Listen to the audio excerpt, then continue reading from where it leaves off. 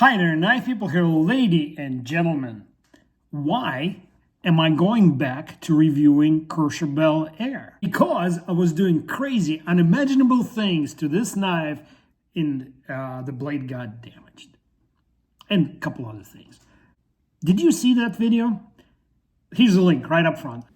That video got pretty good response in viewership and comments from you all, and it even got noticed by a couple important knife review channels. And that is why it is important to me to give you the full depth of my sort of understanding as it currently stands of this knife and take a deep dive into what makes it tick, what doesn't make it tick, and how could it be better.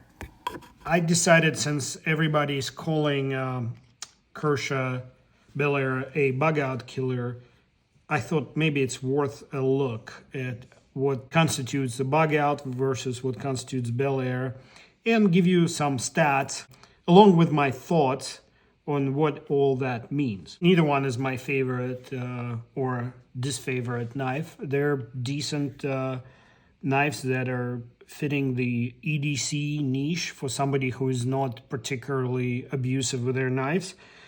And both have advantages and disadvantages. And when I was preparing for this video, I wrote down some stats that I measured. And what surprised me is how similar the knives are, yet there are significant differences which will definitely affect how these knives function and how durable and long-lasting they are. Benchmade had decades to work out this design. Going into the history, the design of the bug-out is based on Mel Perdue's model number 530, which was like a boot knife, but it had very similar internals.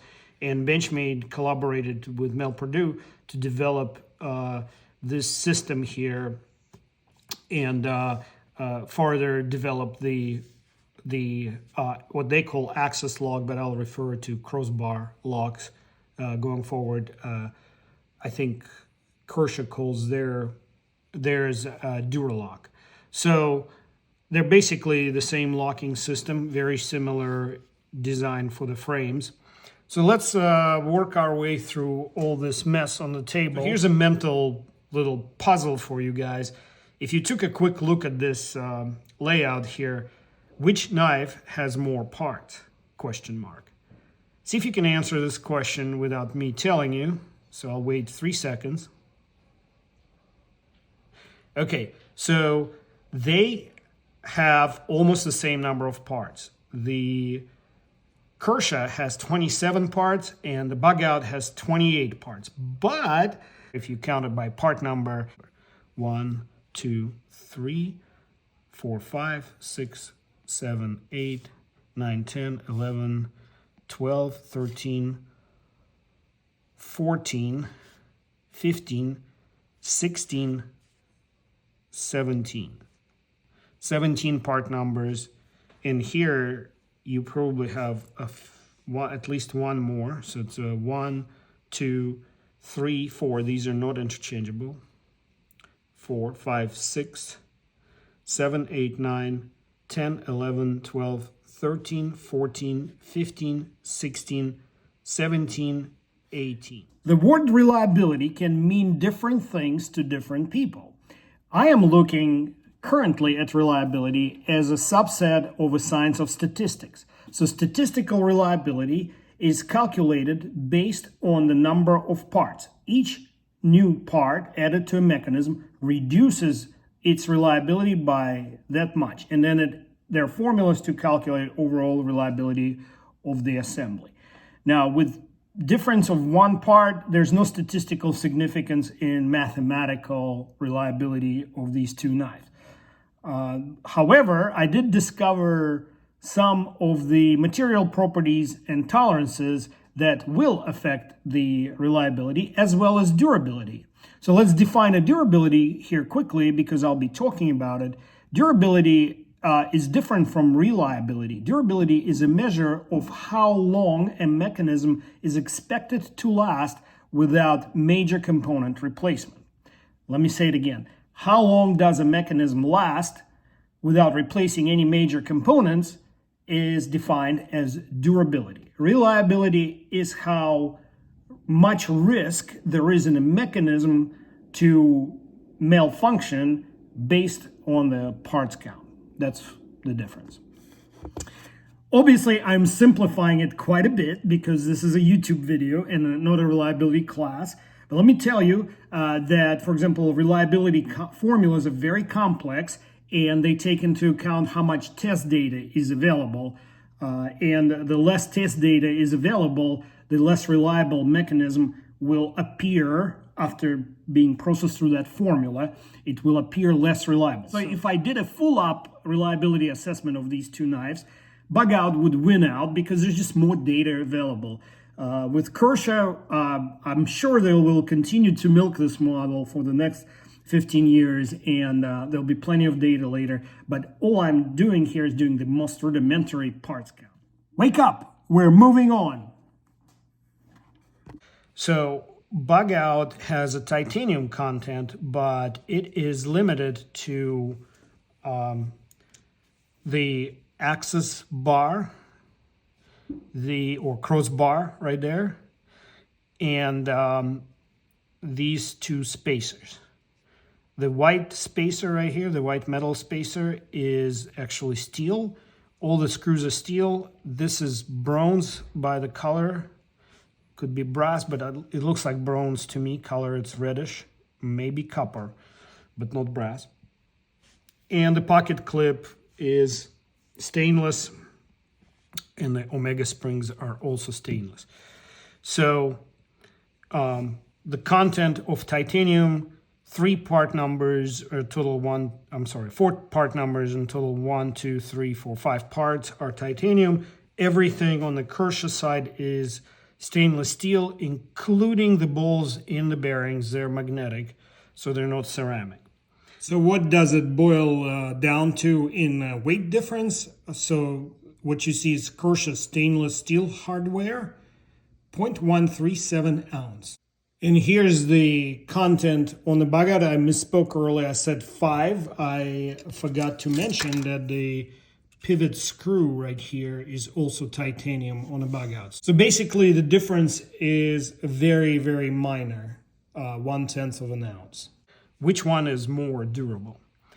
I am going to give the primacy here to Kershaw for 2 reasons. The least important of the 2 reasons is they have a captured spacer, front spacer / stop pin is captured and it's blinded, so there's no hole on this side of the scale.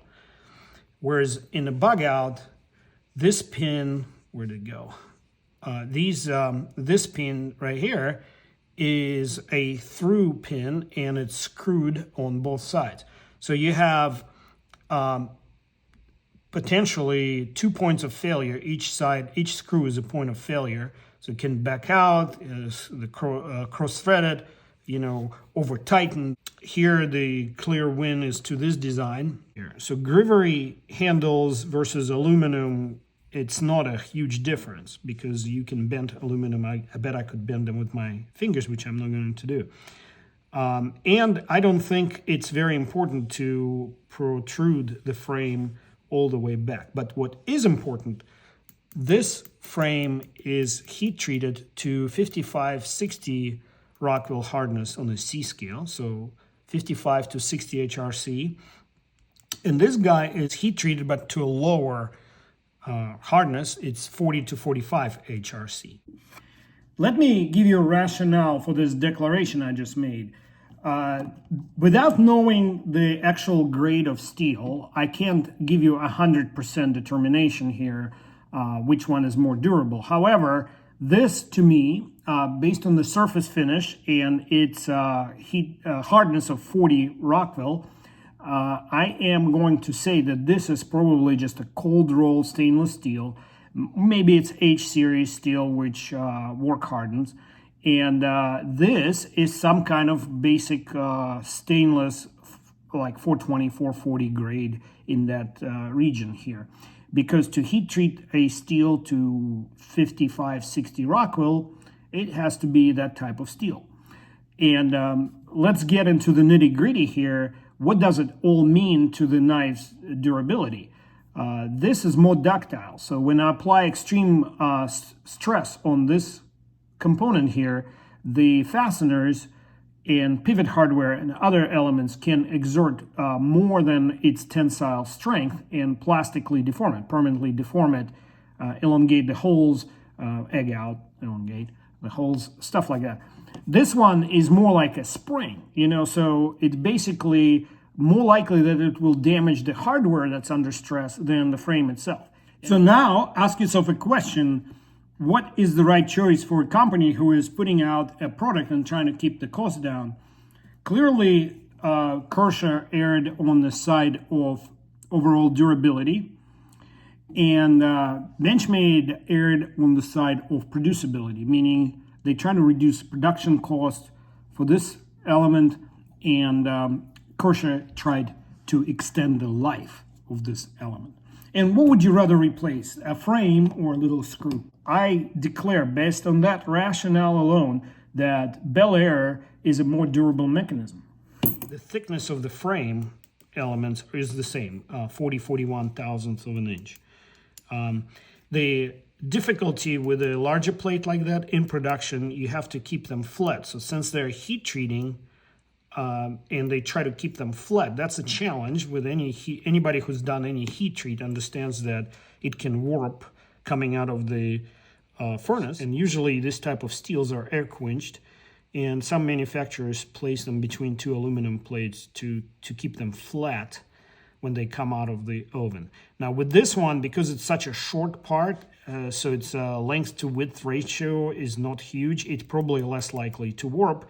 So they probably have a lot less rejection in production, meaning a lot fewer of these parts get rejected and thrown out, as opposed to this is probably a little harder to produce, just a hair. Okay, I'm about to jump into something that will be more impactful to you as a user of a knife than all the nerdy stuff that I was talking about up to this point. Before I do, please understand this. I am not trying to compete with the channels that bring every knife that comes out to your attention.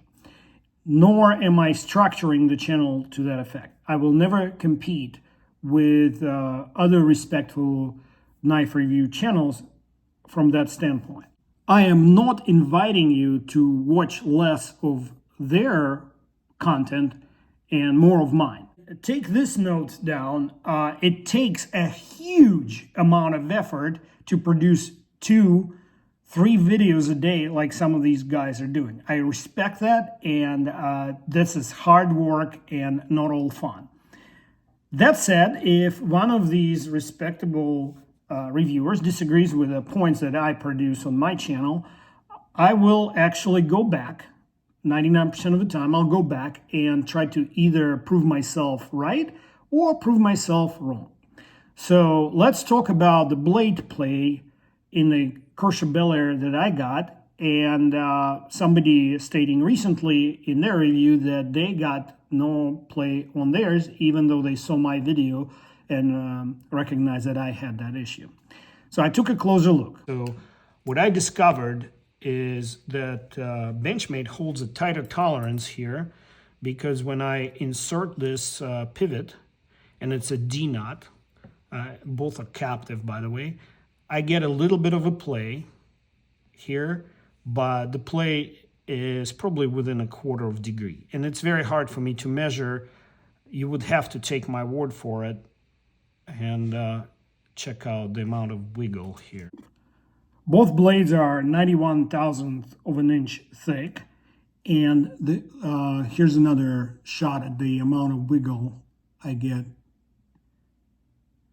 Just trying to isolate my fingers movement from the actual movement of the pivot nut.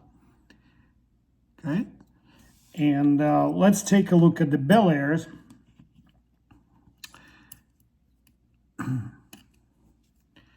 All right, so let's take a look at this. Significantly more play between the blade and the pivot nut. I can interchange the pivot nut from Bel Air, that's what I'm doing here, to the BugOut, and I get the same amount of wiggle, 1/4 degree or less, as I do with its native pivots. And when I put the BugOut pivot nut into the Bel Air, they fit there, the same diameter. So I get a lot more here. See that? Lots more. Very simple reason for it is the sculpting, the recesses for the washers that they made on the blade. It is my unsubstantiated but educated guess that Kershaw engineers focused on ease of assembly, serviceability, manufacturability of the knife than they did on the system functionality. As an engineer, I will admit that my brethren often overthinks things. And God knows I did that myself many a time. So here is, to me, a clear example where a clever, maybe even sexy idea that sounded really good in the meeting doesn't pan out as such in a real life, because reducing the engagement area that generates bearing pressure between the pivot nut and the blade by 33% was not particularly advisable. And as an engineer, what bugs me even more, they did all that to accommodate this crazy Big Mac double-decker sandwich of, 4 washers, 2 bearings, blade frame, all that stuff. As opposed to what Benchmade and Mel Purdue did here with the BugOut, which is a basic breakfast sausage biscuit. Omega springs. They are identical. It's really hard to keep track. I did my best to keep track which one is which. And if I overlay them, they're identical. I think they will interchange, which is a good news. I grabbed the wrong one, see? The good news for people that buy spare springs, because anything that fits the BugOut will also fit this Bel Air. And even let me grab, this is the axis lock or crossbar. So I took one spring from Bel Air and I'm going to take another spring from the BugOut and see if they interchange this way. Yeah, so I'm able to fit both of them. There's good engagement. Let's see if the reverse interchangeability is applicable. Here is the BugOut titanium. And yeah, identical. And the metal thickness, the wire thickness on these is 22 thousandths of an inch. Both are the same. And that leads me to believe that the spring coefficient, or in other words, how much force it takes to compress the spring elastically where it still comes back intact, is the same. So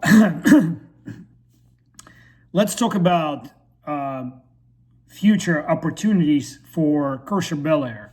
I don't need to talk about the BugOut because after, 12, 15 years in the market, they took care of all the opportunities and milked them to death. What I foresee in the near future is aftermarket scales for the Bel Air. There'll be a ton of them out there. They're much easier to sort of reverse engineer or replicate and duplicate and machine out of any material as opposed to the BugOut. And the reason I'm saying that, BugOut has these 3-threaded connections here, a bunch of through holes, and a stepped recess. So this recess has double depth here and here, as opposed to simplified design on the Bel Air, where it's completely flat here and just has this one recess, which is probably not even that hard to machine using CNC or 3D print. So I expect a lot of that culture developing around this knife. If you like this video so far, and before I get into the missed opportunity by Kershaw, I would like to ask you, help me build up the subscription base for my channel. There's a better chance that the industry will pay attention to a channel with higher subscriber numbers than my current 4,500.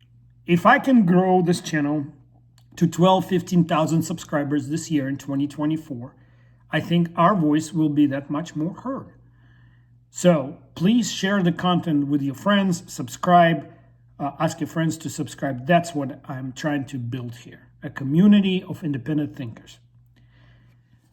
The essence of any knife is its blade and the edge on the blade. So when they sacrifice functionality and durability of the blade in order to accommodate some of their manufacturability and supportability decisions, they actually hurt the potential of this knife. The missed opportunity here is to make a thicker blade, because toughness is not only a function of the heat treat, it's also a function of the cross-section, which is basic fundamentals. Cross-section determines how tough the blade will end up being.